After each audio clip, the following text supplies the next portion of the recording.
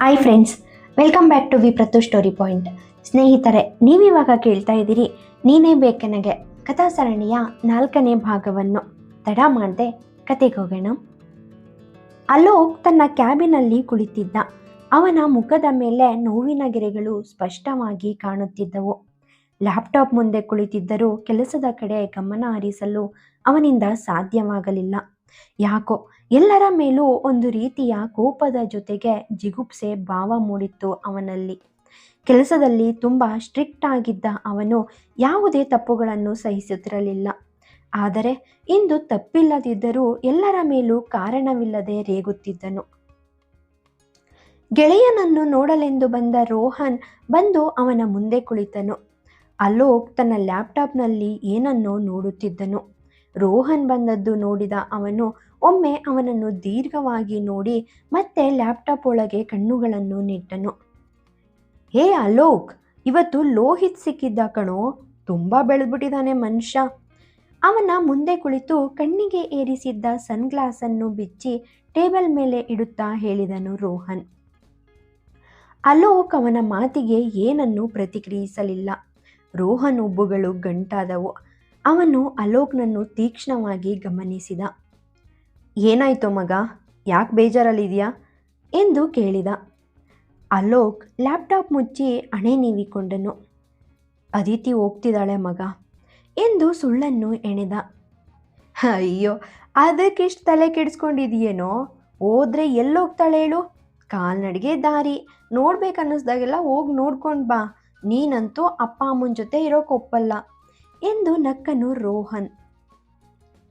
ರೋಹನ್ ಮಾತಿಗೆ ಅಲೋಕ್ ತಲೆ ಇನ್ನಷ್ಟು ಕೆಟ್ಟಂತೆ ಆಯಿತು. ಯಾಕೋ ಇಂದು ಅವನ ಮುಂದೆ ಎಲ್ಲವನ್ನೂ ತೋಡಿಕೊಳ್ಳಬೇಕು ಅನಿಸಿತ್ತು. ದೀಕ್ಷಾ ಕೂಡ ಹೊರಟು ನಿಂತಿದ್ದಾಳೆ ಮಗ ಎಂದ ನೀರಸ ದನಿಯಲ್ಲಿ. ಹೌದೇನೋ? ಯಾಕೆ? ಇದು ಬರಲಿ ಬಿಡು ಮಗ, ಅವರಿಗೂ ಅಪ್ಪ ಅಮ್ಮನ್ನ ನೋಡ್ಬೇಕಂತ ಆಸೆ ಇರುತ್ತಲ್ವಾ? ಕ್ಯಾಶುವಲ್ ಆಗಿ ಹೇಳಿದ ರೋಹನ್. ಅಲೋಕ್ ಮುಖದಲ್ಲಿ ಅದೇ ನೋವಿನ ಕಲೆಯನ್ನು ನೋಡಿದ ರೋಹನ್ ಜೋರಾಗಿ ನಕ್ಕನು. ಯಾಕೋ ಇಷ್ಟು ಟೆನ್ಷನ್ ಮಾಡ್ಕೊಳ್ತಾ ಇದೆಯಾ? 2-3 ದಿನ ಇದ್ದು ಬರ್ತಾರೆ ಬಿಡು, ನೀನು ಯಾಕೆ ಇಷ್ಟು ಚಿಂತೆ ಮಾಡ್ತಾ ಇದೀಯಾ ಎಂದ. ಅವಳು ಮತ್ತೆ ಬರಲ್ಲ ಮಗ, ಮೆಲ್ಲನೆ ಹೇಳಿದ ಅಲೋಕ್. ಏನೋ ಹೇಳ್ತಾ ಇದೀಯಾ? ಯಾಕೆ ಬರಲ್ಲ ಅವರು? ರೋಹನ್ ಅಚ್ಚರಿ ಆತಂಕ ಮಿಶ್ರಿತ ದನಿಯಲ್ಲಿ ಕೇಳಿದ. ಅಲೋಕ್ ಅವನಿಗೆ ಇಷ್ಟು ದಿನ ಮನೆಯಲ್ಲಿ ನಡೆದ ಎಲ್ಲ ವಿಷಯವನ್ನು ಸಂಪೂರ್ಣವಾಗಿ ವಿವರಿಸಿದ. ಮಗ, ಯಾಕೋ ಹೀಗೆ ಮಾಡಿದೆ? ಅವಳು ನಿನ್ನ ಹೆಂಡತಿ ಕಣೋ, ಅವಳಿಗೂ ಅವಳದೇ ಆದ ಆಸೆ ಕನಸುಗಳಿರುತ್ತೆ ಅಲ್ವೇನೋ? ಯಾಕೋ ಅವಳನ್ನ ಕೂಡಾಕಿಟ್ಟೆ? ಅಸಹನೆಯಿಂದ ಗೆಳೆಯನತ್ತ ನೋಡಿದನು. ಅಲೋಕ್ ಏನನ್ನೂ ಮಾತನಾಡಲಿಲ್ಲ. ಅವನ ಮೌನ ರೋಹನ್ಗೆ ಕೋಪ ತಂದಿತ್ತು. ನಾನು ನಿನ್ನನ್ನೇ ಕೇಳಿದ್ದು, ದನಿ ಎತ್ತರಿಸಿ ಕೇಳಿದ ರೋಹನ್. ರೋಹನ್ ತುಂಬ ಸೌಮ್ಯ ಸ್ವಭಾವದ ಮನುಷ್ಯ. ಅಷ್ಟು ಬೇಗ ಕೋಪ ಮಾಡಿಕೊಳ್ಳುವವನಲ್ಲ ಅವನು. ಅಲೋಕ್ ಎಂದರೆ ಪ್ರಾಣ ಬಿಡುವ ಅವನು ಯಾವತ್ತೂ ಅವನ ಎದುರು ಆಡಿದವನಲ್ಲ. ಅಲೋಕ್ನ ಇಂಟ್ರಾವರ್ಟ್ ನೇಚರ್ ತಿಳಿದಿದ್ದ ಅವನು ಅಲೋಕ್ ಮಾತಿಗೆ ಅಷ್ಟು ತಲೆ ಕೆಡಿಸಿಕೊಳ್ಳುತ್ತಿರಲಿಲ್ಲ ಕೂಡ. ಆದರೆ ಇಂದು ಅವನಿಗೆ ತುಂಬ ಸಿಟ್ಟು ಬಂದಿತ್ತು. ಅವನ ಕೋಪವನ್ನು ಕಂಡು ಅಲೋಕ್ಗೆ ಆಶ್ಚರ್ಯವಾಗಿತ್ತು ಕ್ಷಣ. ನಾ ಯಾಕೆ ಹೀಗೆ ಮಾಡಿದೆ ಅಂತ ನಿನಗೂ ಕೂಡ ಗೊತ್ತಲ್ವಾ ಮಗ? ಸೋತ ದನಿಯಲ್ಲಿ ಹೇಳಿದನು ಅಲೋಕ್. ರೋಹನ್ ಅಲೋಕ್ ಕಡೆ ನೋಡಿ ತನ್ನನ್ನು ತಾನು ಸಮಾಧಾನಿಸಿಕೊಂಡು, ನನಗೆ ತಿಳಿದಿದೆ ಮಗ, ಆದರೆ ದೀಕ್ಷಾಗಿದೆಲ್ಲ ಗೊತ್ತಿಲ್ಲ. ಆ ಒಂಟಿ ಮನೆಯಲ್ಲಿ ಅವರೊಬ್ಬರನ್ನೇ ಇರಿಸೋದು ತಪ್ಪಲ್ವಾ ಮಗ ಎಂದು ಹೇಳಿದ. ಆದರೆ ನಾನೇನು ಮಾಡಬೇಕು? ಅವಳು ನನ್ನ ಮಾತನ್ನು ಕೇಳೋದಿಲ್ಲ. ನಾನು ಅವಳನ್ನ ಹೊರಗೆ ಹೋಗಬೇಡ ಅಂತ ಹೇಳ್ತೀನಿ, ಆದರೆ ಅವಳು ಅದನ್ನು ಅರ್ಥ ಮಾಡ್ಕೊಳ್ಳಲ್ಲ. ನಾನು ಹೋಗಬೇಡ ಅಂದರೆ ಅದ್ರ ಹಿಂದೆ ಏನಾದರೂ ಕಾರಣ ಇರಬೇಕು ಅಂತ ಅವಳು ಅರ್ಥ ಮಾಡ್ಕೋಬೇಕಲ್ವಾ ಎಂದನು ಅಲೋಕ್. ನೀನು ಅದನ್ನು ಪ್ರೀತಿಯಿಂದ ಅವರಿಗೆ ವಿವರಿಸಿ ಹೇಳ್ಬೇಕಾಗಿತ್ತು ಮಗ ಎಂದು ರೋಹನ್ ಹೇಳಿದನು. ಅಲೋಕ್ ಏನನ್ನೂ ಮಾತನಾಡಲಿಲ್ಲ. ಇದೆಲ್ಲ ನಿಂದೇ ತಪ್ಪು, ಮಾಡಿದ ತಪ್ಪಿಗೆ ಫಲವಾಗಿ ಈಗ ಕಷ್ಟ ಅನುಭವಿಸ್ಬೇಕು ಎಂದ. ರೋಹನ್ ಹೊರಟು ಹೋದನು. ಅಲೋಕ್ ರೋಹನ್ ಹೊರಡುವುದನ್ನು ನೋಡುತ್ತಾ ನಿಂತವನು. ಅವನು ಕಣ್ಮರೆಯಾದ ನಂತರ ಟೇಬಲ್ ಮೇಲೆ ತಲೆ ಇಟ್ಟು ಮಲಗಿದನು. ಅವನಿಗೆ ಈಗ ಪಶ್ಚಾತ್ತಾಪವಾಗಿತ್ತು. ಬಹುಶಃ ಅದು ಅವನ ತಪ್ಪಾಗಿರಬಹುದು. ಆದರೆ ಈಗ ರೋಹನ್ ಅಥವಾ ಯಾರೊಬ್ಬರೂ ಅವನಿಗೆ ಸಹಾಯ ಮಾಡಲು ಸಾಧ್ಯವಿರಲಿಲ್ಲ. ಒಂದೆರಡು ದಿನ ಉಳಿದಿದ್ದ ಅದಿತಿ ಹೊರಟು ಹೋದಳು. ದೀಕ್ಷಾ ತನ್ನ ಕೋಣೆಯಲ್ಲಿ ಕುಳಿತು ಯೋಚಿಸುತ್ತಿದ್ದಳು. ಅವಳೇನು ಮಾಡಬೇಕು? ಅವಳು ಹೊರಡಲೇಬೇಕಾಯಿತು. ಆದರೆ ಅವಳು ಮನೆಗೆ ಹೋಗಿ ಎಲ್ಲರಿಗೂ ತೊಂದರೆ ಕೊಡಲು ಬಯಸಲಿಲ್ಲ. ಅಲೋಕ್ನನ್ನು ಬಿಟ್ಟು ಹೋಗಲು ಅವಳಿಗೆ ಮನಸ್ಸಿರಲಿಲ್ಲ. ಆದರೆ ಅವನು ಅವಳನ್ನು ಮನೆಯೊಳಗೆ ಬಂಧಿಸಿದ್ದ. ಆದರೂ ಸಹ ತುಂಬ ಜೋಪಾನವಾಗಿ ನೋಡಿಕೊಂಡಿದ್ದ. ಈ ಮನೆಯಲ್ಲಿ ಕಳೆದ ಎಲ್ಲ ಕ್ಷಣಗಳು ದೀಕ್ಷಾ ಕಣ್ಣ ಮುಂದೆ ತೇಲಾಡಿದವು. ಆ ಮನೆಯ ಪ್ರತಿ ಮೂಲೆಯೂ ಅವಳಿಗೆ ಪರಿಚಿತವೇ. ಭಾರವಾದ ಹೃದಯ ಹೊತ್ತು ಆ ಮನೆಯನ್ನೆಲ್ಲ ನಿರೂಪಿಸುತ್ತಿದ್ದಳು. ಅಲೋಕ್ ಬರೋ ಮೊದಲು ನಾನು ಇಲ್ಲಿಂದ ಹೊರಡಬೇಕು. ಅವನು ನನ್ನನ್ನು ಮತ್ತೆ ಈ ಮನೆಯಲ್ಲಿ ಕೂಡಿ ಹಾಕ್ಬಿಟ್ರೆ ಎಂದು ದೀಕ್ಷಾ ತನ್ನಷ್ಟಕ್ಕೆ ತಾನೇ ಹೇಳಿಕೊಂಡಳು. ತಕ್ಷಣ ತನ್ನ ಬ್ಯಾಗ್ ಎತ್ತಿಕೊಂಡು ಮನೆಯಿಂದ ಹೊರಟಳು. ಅವಳು ಮತ್ತೊಮ್ಮೆ ಮನೆಯತ್ತ ಹಿಂತಿರುಗಿ ನೋಡಿದಳು. ಅವಳ ಕಣ್ಣುಗಳಲ್ಲಿ ನೀರು ತುಂಬಿತ್ತು. ಅವಳಿಗೆ ಆ ಮನೆಯನ್ನು ತೊರೆದು ಹೋಗಲು ಇಷ್ಟವಿರಲಿಲ್ಲ. ಹಾಗಂತ ಮನೆಯೊಳಗೆ ಲಾಕ್ ಆಗಿರಲು ಸಹ ತಯಾರಿರಲಿಲ್ಲ. ಜಾರುತ್ತಿದ್ದ ಹನಿಯನ್ನು ಒರೆಸಿಕೊಂಡು ಹಿಂದಕ್ಕೆ ತಿರುಗಿದಾಗ ಅಲ್ಲಿ ರೋಹನ್ ನಿಂತಿದ್ದನು. ರೋಹನ್ ಅವರೇ, ನೀವು ಎಂದಳು. ಈ ಸಮಯದಲ್ಲಿ ಅವಳು ಅವನನ್ನು ಅಲ್ಲಿ ನಿರೀಕ್ಷಿಸಿರಲಿಲ್ಲ. ನಾನು ನಿಮ್ಮ ಜೊತೆ ಸ್ವಲ್ಪ ಮಾತಾಡಬೇಕಿತ್ತು ಎಂದನು ರೋಹನ್ ಚೂರು ಅಳುಕುತ್ತಾ. ಇನ್ನೊಮ್ಮೆ ಮಾತಾಡೋಣ ರೋಹನ್ ಅವರೇ. ಗೆಳೆಯನ ಪರವಹಿಸಿ ಬಂದಿರಬಹುದು ಎಂದು ಊಹಿಸಿದ ದೀಕ್ಷಾ ಅವನೊಟ್ಟಿಗೆ ಮಾತನಾಡಲು ನಿರಾಕರಿಸಿದಳು. ಇಲ್ಲ ದೀಕ್ಷಾ, ನಾನು ಈಗಲೇ ಮಾತಾಡಬೇಕು ಎಂದನು. ಆದರೆ ರೋಹನ್ ಎಂದು ತಡವರಿಸಿದಳು ದೀಕ್ಷಾ. ನೀವು ಮನೆ ಬಿಟ್ಟು ಹೋಗ್ತಾ ಇದ್ದೀರಿ ಅಂತ ನನಗೆ ಗೊತ್ತು ದೀಕ್ಷಾ ಎಂದ ರೋಹನ್. ದೀಕ್ಷಾ ಆಶ್ಚರ್ಯದಿಂದ ಅವನತ್ತ ನೋಡಿದಳು. ರೋಹನ್ ಮುಂದುವರಿಸಿದನು. ದೀಕ್ಷಾ, ಒಮ್ಮೆ ನನ್ನ ಮಾತನ್ನ ಕೇಳಿ. ಆಮೇಲೆ ಕೂಡ ನಿಮಗೆ ಹೋಗಬೇಕು ಅನ್ಸಿದ್ರೆ ಧಾರಾಳವಾಗಿ ಹೋಗಬಹುದು. ನಾನು ನಿಮ್ಮನ್ನು ತಡೆಯಲ್ಲ ಎಂದನು.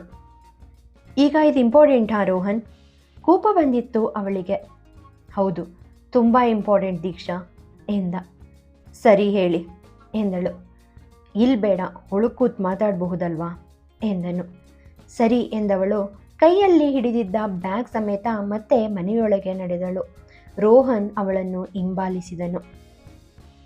ಇಬ್ಬರು ಸೋಫಾ ಮೇಲೆ ಕುಳಿತರು. ಒಂದು ರೀತಿಯಲ್ಲಿ ಆ ಮನೆಯ ಬಂಧವನ್ನು ಕಳಚಿಕೊಂಡಿದ್ದ ದೀಕ್ಷಾ ರೋಹನ್ಗೇನು ಉಪಚಾರ ಮಾಡಲಿಲ್ಲ.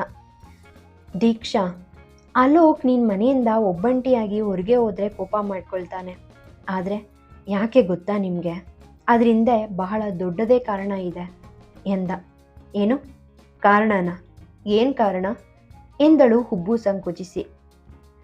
ದೀಕ್ಷಾ, 3 ವರ್ಷಗಳ ಹಿಂದೆ ಅಲೋಕ್ ಇದಾನಲ್ಲ, ಅವನು ಹೀಗಿರಲಿಲ್ಲ ಆಗ ಎಂದವನ ಧ್ವನಿ ಒಡೆದಿತ್ತು.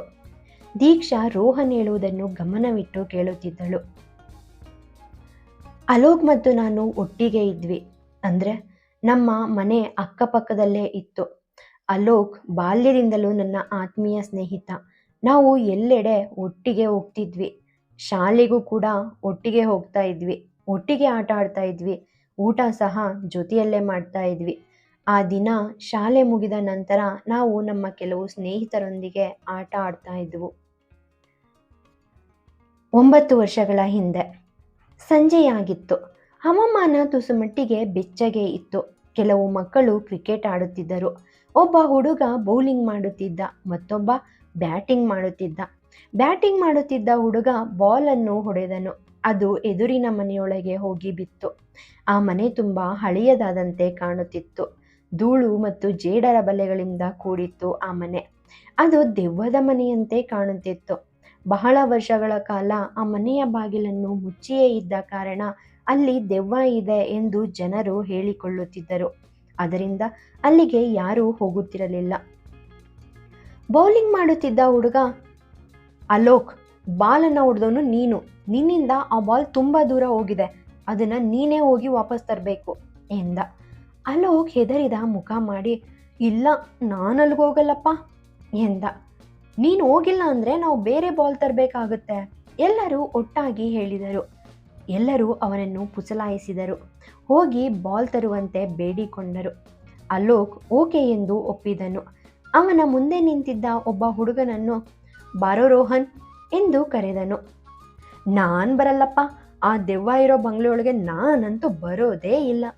ಇಷ್ಟೊತ್ತು ದೂರ ನಿಂತು ಇವರ ಮಾತುಕತೆಗಳನ್ನೆಲ್ಲ ಆಲಿಸುತ್ತಿದ್ದವನು ಹೆದರುತ್ತಾ ಹೇಳಿದನು. ಸೂರ್ಯ ಮುಳುಗುತ್ತಿದ್ದ, ಗಾಳಿ ಜೋರಾಗಿ ಬೀಸುತ್ತಿತ್ತು. ಇಬ್ಬರು ತುಂಬಾ ಭಯಗೊಂಡಿದ್ದರು.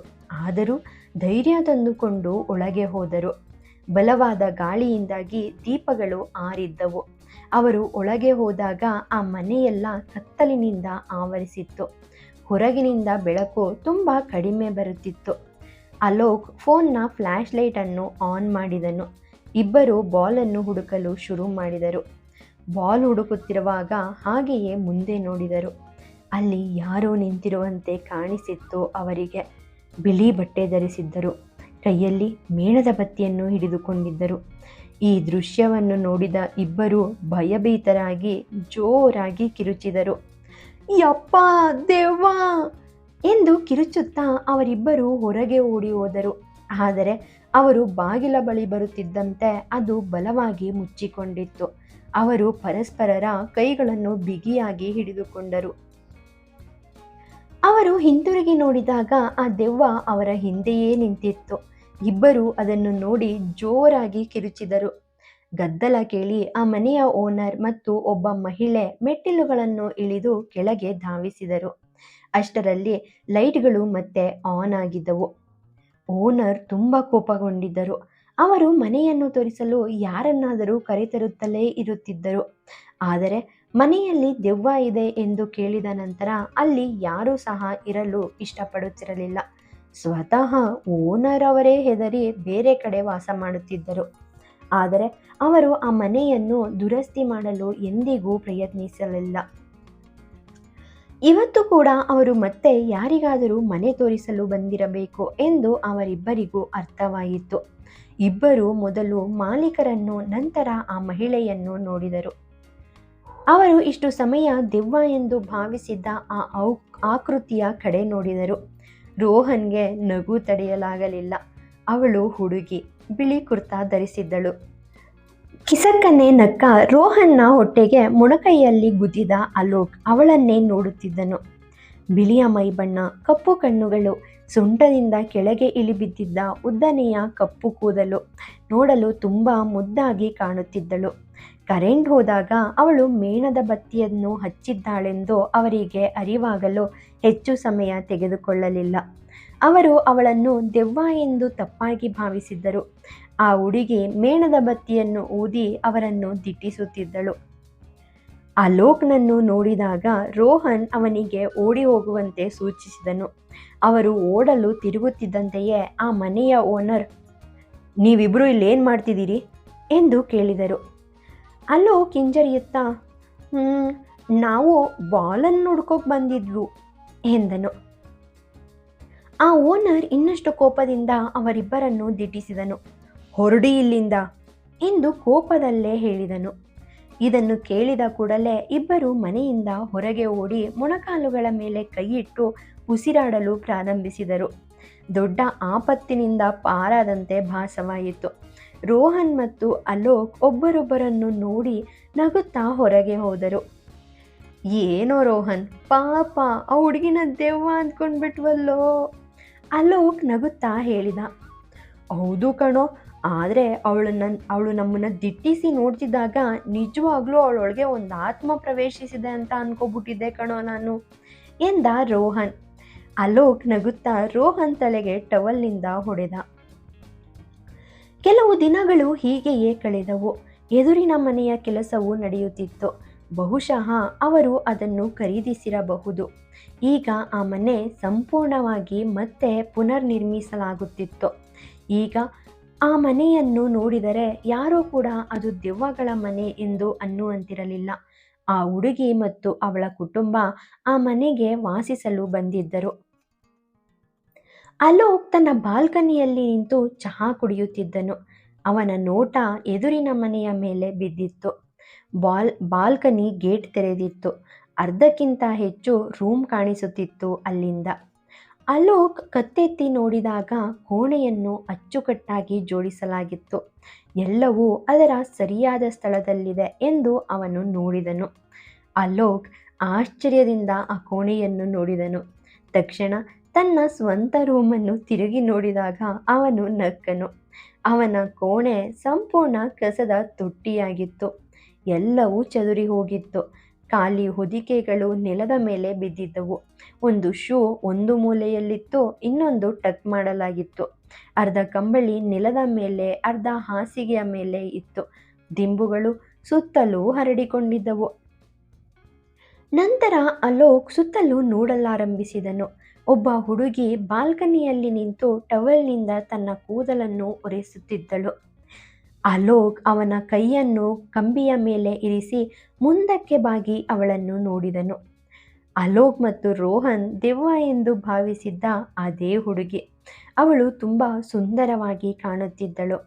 ಸೂರ್ಯನ ಬೆಳಕು ಅವಳ ಮುಖದ ಮೇಲೆ ನೇರವಾಗಿ ಬೀಳುತ್ತಿತ್ತು.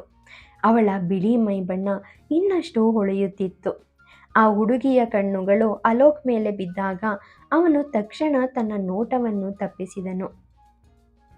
ಅಲೋಕ್ನ ರೂಮ್ ಆ ಹುಡುಗಿಯ ಬಾಲ್ಕನಿಯಿಂದಲೂ ಕಾಣಿಸುತ್ತಿತ್ತು. ಅವಳು ಅವನ ರೂಮನ್ನು ದಿಟ್ಟಿಸಿ ನೋಡುತ್ತಾ ಒಂದು ರೀತಿ ಮುಖ ಮಾಡಿದಳು. ಅವಳು ಹಾಗೆ ಮುಖ ಮಾಡುವುದನ್ನು ನೋಡಿದ ಅಲೋಕ್, ಯಾಕೆ ಮುಖ ಮಾಡ್ತಿದ್ಯಾ ಎಂದ. ಹುಡುಗಿ ಅವನ ಬೆನ್ನಿನ ಕಡೆಗೆ ಬೆರಳು ತೋರಿಸಿ, ನನಗೆ ಈ ರೀತಿ ಕಸದೊಟ್ಟಿ ಇಷ್ಟ ಆಗಲ್ಲ ಎಂದಳು. ಅಲೋಕ್ ಏನೋ ಹೇಳುವ ಮೊದಲೇ ಹಿಂದಿನಿಂದ ಅಲೋಕ್ ಎಂಬ ಧ್ವನಿ ಬಂತು. ಅಲೋಕ್ ತಿರುಗಿ ನೋಡಿದಾಗ ಅವನ ತಾಯಿ ಕೋಪದಿಂದ ಅವನನ್ನು ನೋಡುತ್ತಿದ್ದರು. ಅವರ ಕೋಪವನ್ನು ನೋಡಿ ಅಲೋಕ್ ತಕ್ಷಣ ಒಳಗೆ ಬಂದು, ಕ್ಷಮಿಸಿ ಅಮ್ಮ, ನಾನು ರೂಮ್ ಕ್ಲೀನ್ ಮಾಡ್ತೀನಿ ಎಂದು ಹೇಳಿದನು. ನೀನೇನು ಕ್ಲೀನ್ ಮಾಡ್ತೀಯಾ? ನಾನು ಸ್ವಲ್ಪ ಸಮಯದಿಂದ ಇಡೀ ರೂಮ್ನ ಕ್ಲೀನ್ ಮಾಡಿದ್ದೆ, ಮತ್ತೆ ಈಗ ನೀನು ಅದನ್ನು ಗಲೀಜು ಮಾಡಿಟ್ಟಿದ್ಯಾ? ವಸ್ತುಗಳನ್ನ ಮತ್ತೆ ಅದೇ ಜಾಗದಲ್ಲಿಡೋದು ಯಾವಾಗ ಕಲಿತೀಯಾ ನೀನು ಎಂದು ರೇಗಿದರು. ಸಾರಿ ಅಮ್ಮ, ನಾನು ಈಗಲೇ ಕ್ಲೀನ್ ಮಾಡ್ತೀನಿ, ಅಲೋಕ್ ತಲೆ ಬಾಗಿಸಿ ಮೆಲ್ಲನೆ ಹೇಳಿದ. ಅಲೋಕ್ನ ತಾಯಿ ತಲೆಯಾಡಿಸಿ ಹೊರಟು ಹೋದರು. ಅವರು ಹೋದ ನಂತರ ಅಲೋಕ್ ನೆಮ್ಮದಿಯ ನಿಟ್ಟುಸಿರು ಬಿಟ್ಟ. ಯಾರೋ ನಗುವ ಶಬ್ದ ಕೇಳಿ ಅವನು ತಿರುಗಿ ನೋಡಿದನು. ಅದೇ ಹುಡುಗಿ ಅವನ ಹಿಂದೆ ನಗುತ್ತಿದ್ದಳು. ಇಷ್ಟು ದೊಡ್ಡವನಾದರೂ ನಿನ್ನಮ್ಮನ ಕೈಲಿ ಬೈಸ್ಕೊಳ್ತೀಯಲ್ಲ, ಶೇಮ್ ಆನ್ ಯು ಎಂದು ಆ ಹುಡುಗಿ ನಗುತ್ತಾ ಹೇಳಿದಳು. ಅಲೋಕ್ ಗ್ಯಾಲರಿಯ ಪರದೆಯನ್ನು ಕ್ಲೋಸ್ ಮಾಡಿ ರೂಮನ್ನು ಕ್ಲೀನ್ ಮಾಡಲು ಪ್ರಾರಂಭಿಸಿದನು. ಕೆಲವೇ ದಿನಗಳಲ್ಲಿ ಆ ಹುಡುಗಿ ಅಲೋಕ್ ಶಾಲೆಯಲ್ಲಿ ಪ್ರವೇಶ ಪಡೆದಳು. ಅಚ್ಚರಿಯ ವಿಷಯವೆಂದರೆ ಆ ಹುಡುಗಿ ಕೂಡ ಅಲೋಕ್ ಕ್ಲಾಸ್ಮೇಟೇ ಆಗಿದ್ದಳು. ಅಲೋಕ್ ಮತ್ತು ರೋಹನ್ ಕ್ಲಾಸ್ ರೂಮಿಗೆ ಬಂದಾಗ ಆ ಹುಡುಗಿ ಮುಂಭಾಗದ ಮೇಜಿನ ಬಳಿ ಕುಳಿತಿದ್ದಳು. ಅಲೋಕ್ ಅವಳನ್ನು ನೋಡಿದನು. ಮುಖ ತಿರುಗಿಸಿದವನು ಕೊನೆಯ ಮೇಜಿನ ಬಳಿ ಹೋಗಿ ಕುಳಿತನು. ರೋಹನ್ ಕೂಡ ಹೋಗಿ ಅವನ ಪಕ್ಕದಲ್ಲಿ ಕುಳಿತನು. ಓ, ಆ ಹುಡುಗಿ, ಅದೇ ದೆವ್ವ ಅಂದ್ಕೊಂಡಿದ್ವಲ್ಲ, ಅವಳೇ ಅಲ್ವಾ? ಅವಳು ಎಲ್ಲಿಗೂ ಬಂದಿದ್ದಾಳೆ? ರೋಹನ್ ಆ ಹುಡುಗಿಯ ಕಡೆ ಬೆರಳು ತೋರಿಸಿ ಹೇಳಿದನು. ಅಲೋಕ್ ಕೋಪದ ಮುಖ ಮಾಡಿದ. ಏನಾಯಿತು ನಿನಗೆ? ಯಾಕೆ ಮುಖ ಹೀಗಿಟ್ಕೊಂಡಿದೀಯಾ? ಅಲೋಕ್ನತ್ತ ನೋಡುತ್ತಾ ಹೇಳಿದ ರೋಹನ್. ನೀನು ಗೊತ್ತಾ, ಅವಳು ನನ್ನ ರೂಮನ್ನು ನೋಡಿ ನಗ್ತಾ ಇದ್ಲು. ಆಮೇಲೆ ಅಮ್ಮ ಕೂಡ ಅವಳ ಮುಂದೆ ನನ್ನನ್ನು ತುಂಬ ಬೈದರು. ಅವಳ ಮುಂದೆ ನನಗೆ ಎಷ್ಟು ಅವಮಾನ ಆಯಿತು ಗೊತ್ತಾ ಎಂದ ಅಲೋಕ್ ವಕ್ರ ಮುಖ ಮಾಡಿ ಹೇಳಿದನು. ರೋಹನ್ ನಗುತ್ತಾ, ಛೇ ಮಗ, ಹೀಗಾಗಬಾರ್ದಿತ್ತು ಕಣೋ ಎಂದನು. ಅಲೋಕ್ ಕೋಪಗೊಂಡು ಅವನ ಭುಜಕ್ಕೆ ಹೊಡೆದನು. ರೋಹನ್ ಅವನ ಭುಜದ ಮೇಲೆ ಕೈಯಿಟ್ಟು, ಅಮ್ಮ, ಯಾಕೋ ಅಷ್ಟು ಜೋರಾಗಿ ಹೊಡೆದೆ? ನೋಯ್ತಾ ಇದೆ ಗೊತ್ತಾ ಎಂದ. ಅಲೋಕ್ ಏನಾದರೂ ಹೇಳುವ ಮೊದಲೇ ಟೀಚರ್ ಕ್ಲಾಸ್ ರೂಮ್ ಒಳಗೆ ಬಂದರು. ಎಲ್ಲರೂ ಎದ್ದು ನಿಂತು ಅವರಿಗೆ ಗ್ರೀಟ್ ಮಾಡಿ ನಂತರ ಕುಳಿತರು. ಶಿಕ್ಷಕರು ಆ ಹುಡುಗಿಯನ್ನು ನೋಡಿ ಅವಳನ್ನು ಕರೆದು, ಇವಳು ನಿಮ್ಮ ನ್ಯೂ ಫ್ರೆಂಡ್ ಕೃತಿ ಶರ್ಮಾ ಎಂದರು. ಕೃತಿ ನಕ್ಕು ಎಲ್ಲರಿಗೂ ಕೈ ಆಡಿಸಿ ಮತ್ತೆ ತನ್ನ ಕುರ್ಚಿಯ ಬಳಿ ಕುಳಿತಳು. ಟೀಚರ್ ಪಾಠ ಮಾಡಲು ಶುರು ಮಾಡಿದರು. ಆದರೆ ಅಲೋಕ್ ಧ್ಯಾನ ಪಾಠದ ಮೇಲೆ ಇರಲಿಲ್ಲ. ಅವನ ಮನ ಗೊತ್ತು ಗುರಿಯಿಲ್ಲದೆ ಅಲೆದಾಡುತ್ತಿತ್ತು. ಸಹೃದಯದ ಸಾಹಿತ್ಯ ಅಭಿಮಾನಿಗಳೇ, ಥ್ಯಾಂಕ್ ಯು ಸೋ ಮಚ್ ಈ ಚಾನಲ್ನ ವಿಸಿಟ್ ಮಾಡಿದ್ದಕ್ಕೆ. ಕತೆ ಹೇಗೆ ಬಂದಿದೆ ಅಂತ ಕಮೆಂಟ್ ಮೂಲಕ ತಿಳಿಸಿ. ಹಾಗೆ ಹೊಸಬ್ರು ಯಾರಾದರೂ ನೋಡಿ ನಿಮ್ಗೆ ಈ ಕತೆ ಇಷ್ಟ ಆಯಿತು ಅಂತ ಅಂದರೆ ಚಾನಲ್ನ ಸಬ್ಸ್ಕ್ರೈಬ್ ಮಾಡ್ಕೊಳ್ಳಿ. Thank you so much. ಸಿರಿಗನ್ನಡಂ ಗೆಲ್ಗೆ, ಸಿರಿಗನ್ನಡಂ ಬಾಳ್ಗೆ.